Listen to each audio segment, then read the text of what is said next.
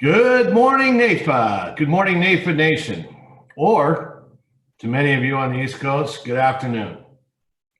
First of all, I hope this finds all of you safe and sound and healthy. I'm NAIFA President-Elect Tom Michael, and I'm very happy to be here with you. And really thank you for taking the time during these unusual times to be with us. Yesterday, we had a phenomenal first day of NAIFA Nation Impact Week, kicking off with our Diversity Symposium. And I just want to thank everyone again who participated in that excellent forum. And now today is day 2, and our focus is another area that's near and dear to my heart, advocacy. You know, I've had the pleasure of being a NAIFA member for almost 35 years. And for as long as I can remember, this week was one of my favorite weeks, as this is when approximately 1,000 of my good friends and colleagues from NAIFA would convene in DC to hear from the NAIFA staff on industry issues, family issues, hear from politicians, and then we'd work our way up to the Capitol and have our voice heard. I'm gonna miss it like many of you, but we're not gonna put our head in the sand. You see, advocacy just doesn't stop during a pandemic. In fact, it really never stops. Advocacy is a cumulative effort. When important issues come to the forefront, you can always rush to Capitol Hill. If you have to rush to Capitol Hill, you need to have that relationship with the legislator and the staff, so when situations arise, they can lean on you. Advocacy is not just the education of the legislator and the staff, it's about building relationships. Well, those relationships now become more important than ever. Our elected officials are making decisions and passing laws that will affect us for decades to come. And it's safe to say even more of these important decisions are on the horizon. As you'll hear from our speakers today, and I'm sure you've heard and read, Congress and state legislators are doing what they need to do to keep the economy from completely imploding and to create a road to recovery. But the COVID-19 crisis is unimaginably expensive. And it's not just the short-term costs of funding, but of course the long-term costs as well, like interest. We've seen more than $2 trillion in federal relief regulations so far, with more being debated as we meet today. Regardless of what is finally approved, you can be rest assured that one of the next steps from Congress is going to be how do we pay for it all. So we, the NAIFA Nation, and all of you who are protectors of this great industry must be in this conversation. It's important that our voices are heard for our businesses, but also for our clients and the companies we represent. We need to show how we and our products and services in times of difficulty reduce those unforeseen burdens for millions of people, or have them positioned in the future for other situations that may come down the pike, including retirement. But like everything else, advocacy has taken on a new shape and a new form. As a lifelong Californian, I had expected to be in DC with many of you today, shaking hands and then sharing ideas once again with Senator Feinstein, Senator Harris, Speaker Pelosi's office, as well as rekindling my long-standing relationship with Minority Leader Kevin McCarthy and many, many others. But this virus had other ideas, and so here we are. I plan on learning today just like you so we can reach out to them in their respective offices soon, and I hope you will join me in that mission. You know, today isn't intended as a replacement for the Congressional Conference, but it should give you information and tools to allow you to continue to be the best advocate you can be.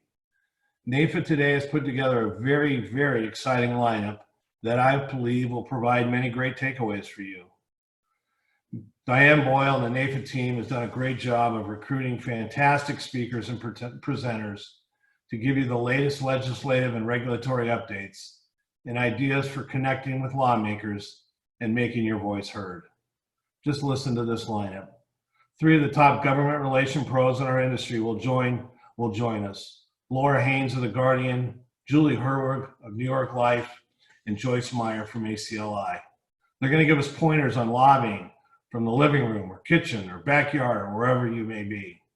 And your NAIFA Government Relations Committee will tell us how agents and advisors serving as NAIFA's grassroots army can make a huge difference and have an impact like nobody else. And then we'll hear from our good friend, ACLI President and CEO, Susan Neely, about how this crisis presents unprecedented advocacy challenges. And she'll talk about the industry response and how your advocacy efforts and abilities are more valuable than ever. And finally, we're going to hear from Congress. Two representatives from New York, Mr. Tom Reed, a Republican from the 23rd District, and Tom Swayze, a Democrat representing the 3rd District. And these lawmakers will talk from how both sides of the aisle can work together to confront what's going on and build a lasting recovery. So there's a lot of valuable information that you can use now or possibly sometime in the future in your own district. I'm proud of all NAIFA stands for in times like this. I'm proud of you, the advisor, who takes time out of his or her day to represent us. I'm proud of the dedicated NAIFA staff that is on the front line every day, protecting this industry that we so cherish.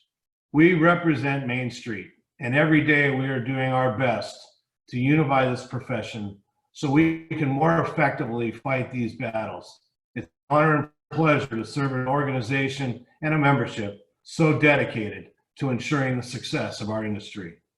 And lastly, a thank you to our advocacy partners, American Council of Life Insurers, the Asian American Insurance and Financial Professional Association, the Latin American Association of Insurance Agencies, the National African American Insurance Association, the National Association of Independent Life Brokerage Agencies, NAIFA, the Society of Financial Service Professionals, and Women in Insurance and Financial Services. Thank you to all of you for your collaborated efforts. So enough of me, let's move on to the show. And without further ado, I'd like to, for a little update, introduce our leader, our CEO, Mr. Kevin Mayeux. Kevin?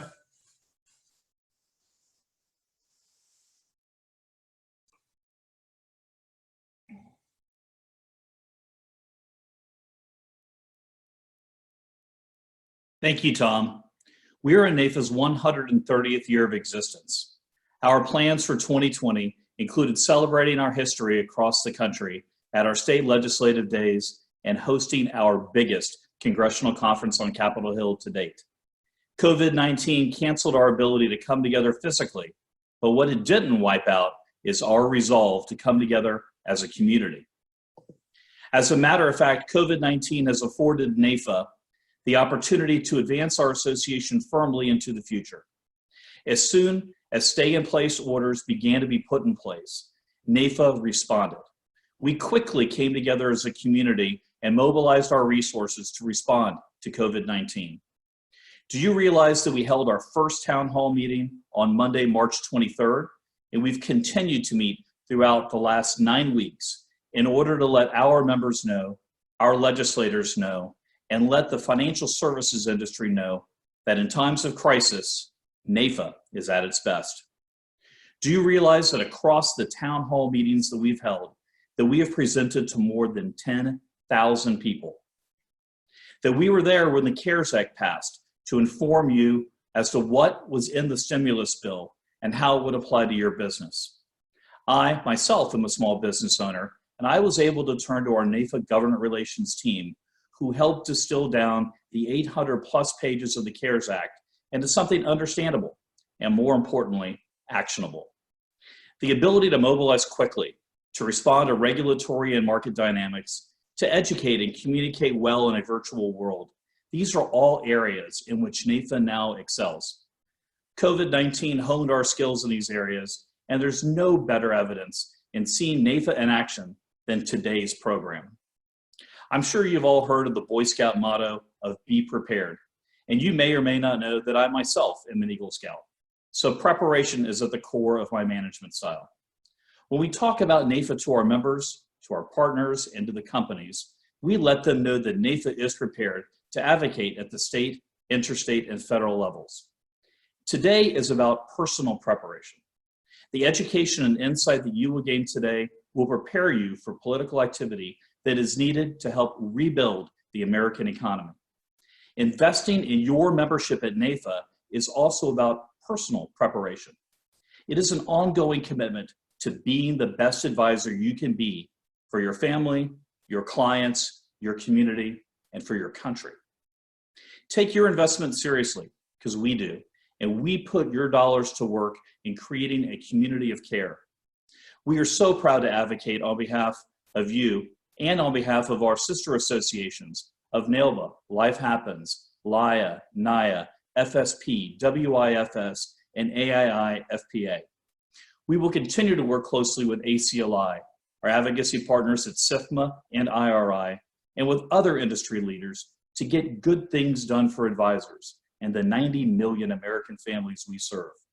Together, we are meeting the moment, and together, we can take on anything. So before we get on with the program, I do want to invite you to review our NAIFA at 130 annual report and review our new structure and the programs that we offer. If you're already part of NAIFA Nation, thank you for belonging. And if you're not a member, please take this as my personal invitation to join and join today. Lastly, I want you to know from me that you have my commitment that the values on which NAIFA was built 130 years ago continue today. Our programs may change. The way we communicate may change, but our dedication to improving the financial security of Americans will always stay the same.